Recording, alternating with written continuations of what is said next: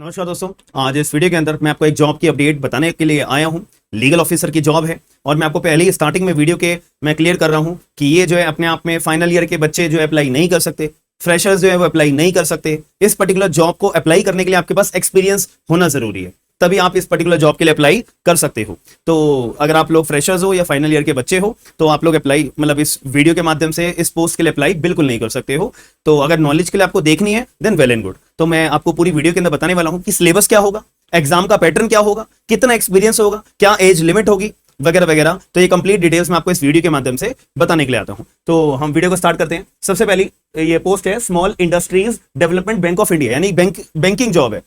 Bank के अंदर आप एक लॉ ऑफिसर बनोगे। इसको पर्टिकुलर पोस्ट में अप्लाई करने के बाद में, एग्जाम क्लियर करने के बाद में, मेरिट लिस्ट में आपका नाम आने के बाद में तो आपका जो है यहाँ पे सिलेक्शन हो जाएगा। सैलरी भी बहुत अच्छी खासी है, मैं आपको भी बता दूंगा। यहाँ पे ना दो तरह की जॉब है, एक ग्रेड ए और एक ग्रेड बी। तो इस पे थोड़ा सा गौर करना क्योंकि ये मुद्दे वाली बात है, आपको आगे समझ में आएगा। पहले 14 जुलाई 2025 इसके फॉर्म ओपन अप हो चुके हैं और अप्लाई करने की अपनी लास्ट डेट क्या है, 11 अगस्त 2025 को लास्ट डेट है। अब इसके ना जो एग्जाम है वो दो तरह का होगा, एक ऑनलाइन ही होगा, दोनों एग्जाम ऑनलाइन होंगे, हिंदी और इंग्लिश दोनों लैंग्वेजेस में होंगे। तो अगर कोई कैंडिडेट देख रहा है वीडियो कि सर मैंने LLB हिंदी में करी है, मैं अप्लाई कर सकता हूं, बिल्कुल कर सकते हो। तो इस बात को थोड़ा सा समझिएगा। साथ में आपका जो पेपर होगा ना वो दो फेज में होगा, ऑनलाइन पेपर 1, ऑनलाइन पेपर 2। तो ये दो फेज में आपका एग्जाम होगा। तो पहले अगर मैं बात करूं ऑनलाइन फेज 1 6 सितंबर की डेट रख दी गई है और फिर इसके बाद ऑनलाइन फेज 2 का एग्जाम होगा 4 अक्टूबर 2025 को। फिर फाइनल आपका इंटरव्यू होगा नवंबर में, नवंबर के बाद दिसंबर तक मेरिट लिस्ट आ जाएगी, फिर सिलेक्शन हो जाएगा, खत्म बात। ठीक है, तो इस बात पे गौर करना। तो ये सारी डेट्स मैंने आपको बता दी है, कब अप्लाई करना है, कब लास्ट डेट है और कब मेरा एग्जाम होगा, कब मेरा एग्जाम नहीं होगा, याद रखना। अब मुद्दे की बात हम करते हैं जिसमें आप लोग इस देख रहे हो। तो मैंने आपको बताया था ना ग्रेड ए और ग्रेड बी, ये दो तरह की वैकेंसी है। अगर आप ग्रेड ए के लिए अप्लाई कर रहे हो तो आप अप्लाई नहीं कर सकते, मतलब क्योंकि लीगल के लिए कोई वैकेंसी है ही नहीं। ठीक है, तो ग्रेड ए वालों की सैलरी 1 लाख रुपए है। ठीक है, 1 लाख रुपए है और यहाँ पे एज लिमिट भी क्या है, 30 साल है, मैक्सिमम 30 ईयर्स। तो हमारे लिए वैकेंसी है ही नहीं, तो याद रखना ग्रेड ए के लिए हम अप्लाई नहीं कर सकते। मैं लॉ वालों की बात कर रहा हूं। ठीक है, तो हमारे लिए कौन सी वैकेंसी है, ग्रेड बी, जो थोड़ी और ऊपर की पोस्ट है, डायरेक्ट आप मैनेजर लोगोगे। ठीक है, डायरेक्ट आप मैनेजर, लीगल मैनेजर लोगोगे, वो वाली वैकेंसी की बात करी जा रही है। तो यहाँ पे सैलरी कितनी है, इन हैंड आपकी 1,15,000 रुपए तक आएगी। ठीक है, 1,15,000 रुपए तक यहाँ पे आपकी सैलरी आएगी, प्लस अलाउंसेस अलग होते हैं, ये बात पे याद रखिएगा। और अगर पोस्ट बड़ी है तो यार मेहनत भी पूरी लगेगी और इसमें एक्सपीरियंस भी अच्छा लगेगा और एज लिमिट भी ज्यादा है। तो याद रखना यहाँ पे एज लिमिट है 33 ईयर्स तक के आप अगर हो तो आप फॉर्म भर सकते हो। 25 से 33 के बीच में अगर आप आते हो, लाई करते हो तो you are eligible, you can apply for the particular post easily, याद रखना। अब इसका सिलेबस क्या होगा मैं आपको बताऊंगा। पहले हम पोस्ट की बात कर ले। 8 वैकेंसी है, केवल 8। ठीक है, तो अपने यहाँ पे क्वांटिटी अच्छी है यार, तो हर किसी का यूं ही सिलेक्शन नहीं हो जाता है। तो जो बच्चा बैंकिंग के एग्जाम्स की तैयारी कर रहा है ना, गोल्डन अपॉर्चुनिटी है, सीधा फॉर्म भर के आप लोग अपना तैयारी में लग जाओ। और अच्छा एग्जाम भी ज्यादा मुश्किल नहीं है, मैं आपको शो करूंगा, ये बात मेरी बात पे मत मानना, मैं आपको सिलेबस शो करूंगा ना तब आपको रियलाइज होगा। जनरल वालों के लिए यहाँ पे 3 है और EWS के लिए नहीं है, OBC वालों के लिए 3 है, ST 1 और SC 1। ठीक है जी, ये अपनी टोटल वैकेंसी के यहाँ पे क्राइटेरिया बताया हुआ है। आगे की बात करी जाए, अब थोड़ा सा एलिजिबिलिटी क्राइटेरिया के ऊपर हम अपना पहचान कर लेते हैं कि भाई इसके एलिजिबिलिटी क्राइटेरिया क्या होगा। पहले तो सिटीजन ऑफ इंडिया आप होने चाहिए, तो नॉर्मल सी बात है यार। बट मैंने आपको बताया था ना ग्रेड ए और ग्रेड बी, तो हम ग्रेड ए के लिए तो एलिजिबल है नहीं।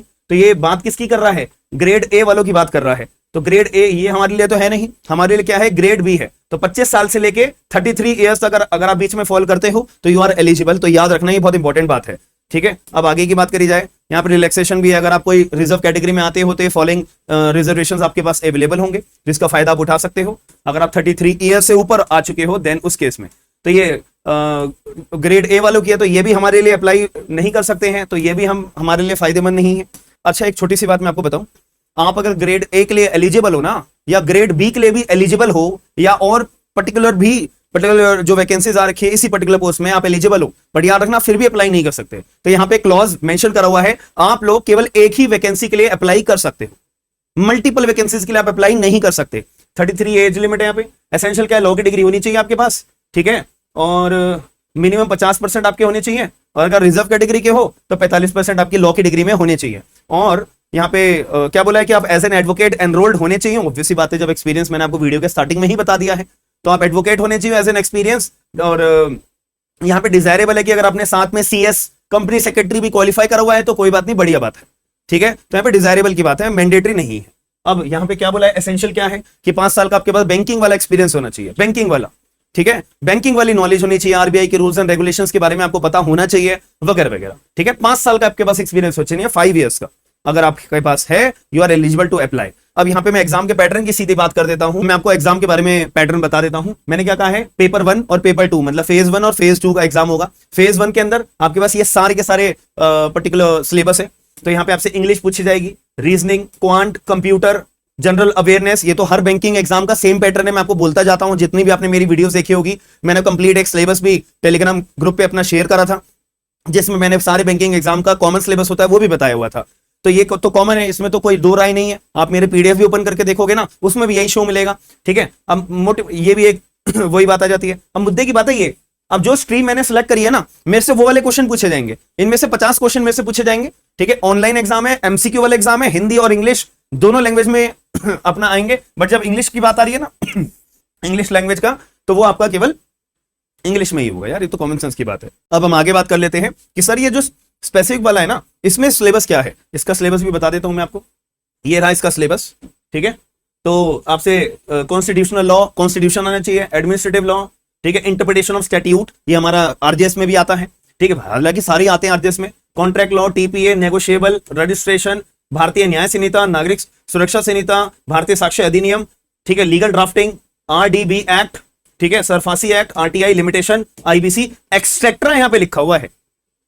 एक्सेट्रा का मतलब जो मैंने आपको PDF अपनी भेजी हुई है, आप लोग अगर मेरे टेलीग्राम को ज्वाइन करा हुआ है तो उसमें मैंने पूरी बता रखी है। तो इसमें और भी आ सकते हैं, और वो क्या आ सकते हैं वो PYQs देखने के बाद हमें पता लगता है। अलग अलग अलग अलग बैंकिंग एग्जाम्स के जो क्वेश्चन पेपर्स होते हैं उनको देखने के बाद में मैंने एक लिस्ट तैयार करके रखी हुई है। बट इतने तो आप तैयार करके जाना ही जाना, ठीक है। ऐसे यही सेम सिलेबस आपका जो फेज 2 का एग्जाम है ना, फेज 2 का वही होगा, जहां पे आपसे इंग्लिश लैंग्वेज, पहले तो पेपर आपका फेज 2 में आपको एसे राइटिंग आपको करवाई जाएगी, प्रेसी राइटिंग आपसे कराई जाएगी, ये हो गया। उसके बाद आपका ऑब्जेक्टिव पेपर दोबारा होगा फेज 2 में, ठीक है। पेपर 2 में यही सिलेबस है, ठीक है। मैं आपको शो कर देता हूँ लॉ वालों का, ठीक है, लॉ वालों का सिलेबस शो कर देता हूँ। ये रहा, सेम सिलेबस है, पूरा पूरा सेम सिलेबस है। दोबारा आपका ऑनलाइन हिंदी और इंग्लिश में ऑब्जेक्टिव पेपर होगा। जब ये फेज 1 एंड फेज 2 आप क्लियर कर लोगे, फिर आपका इंटरव्यू होगा। इंटरव्यू क्लियर करने के बाद एक मेरिट लिस्ट आएगी, मेरिट लिस्ट में आपका नाम आ गया, यू आर सिलेक्टेड, 1,15,000 रुपए पर मंथ की सैलरी आपकी फिक्स हो जाएगी, दैट्स इट।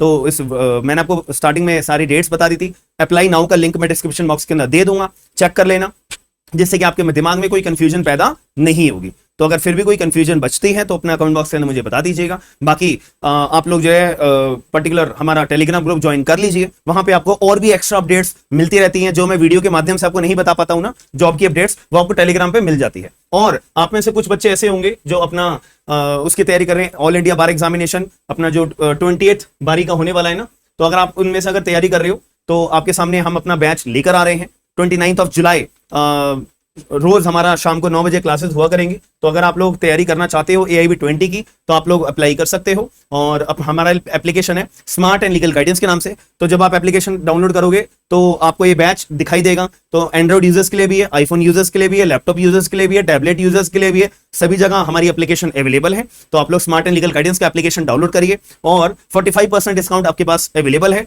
तो आप लोग अप्लाई करके अपना 45% डिस्काउंट अवेल करो। और 29 जुलाई से रोज शाम को अपना 9 बजे हमारी क्लासेस होंगी। BNS भी पढ़ाएंगे, BSc भी पढ़ाएंगे, BNSS भी पढ़ाएंगे, और बाकी पूरा सिलेबस जो है ना वो कंप्लीट पढ़ाएंगे, जिससे कि आपको AIB 20 में जरा सी भी कोई परेशानी नहीं आएगी। टेस्ट भी होंगे, सब कुछ होगा। तो आप लोग ज्वाइन करना, हिंदी और इंग्लिश दोनों लैंग्वेजेस में होगा। और अगर कोई भी कंफ्यूजन है तो हमारे को एप्लीकेशन पे आप मैसेज भेज देना और हम आपकी क्वेरी जरूर सॉल्व करेंगे। बाकी हम मिलते हैं नेक्स्ट वीडियो के अंदर। आपको वीडियो पसंद आई है तो लाइक शेयर सब्सक्राइब जरूर करें। हम मिलते हैं नेक्स्ट वीडियो में। थैंक यू, धन्यवाद।